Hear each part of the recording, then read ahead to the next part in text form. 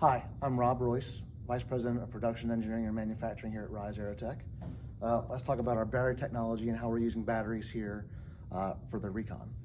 What we have is a battery pack here that is targeted for 20 to 25 minutes of flight. Each pod has a battery located in it, and we'll pull one out here real quick. So that they are swappable batteries. The great thing about this is that we've moved all the batteries out from where the occupant is for a few reasons. It improves our stability and moves any danger, any risk away from the occupant in the event of a thermal runaway. The other great thing that we've done here is because this battery is located on this pod does not necessarily mean that it's working only this pod.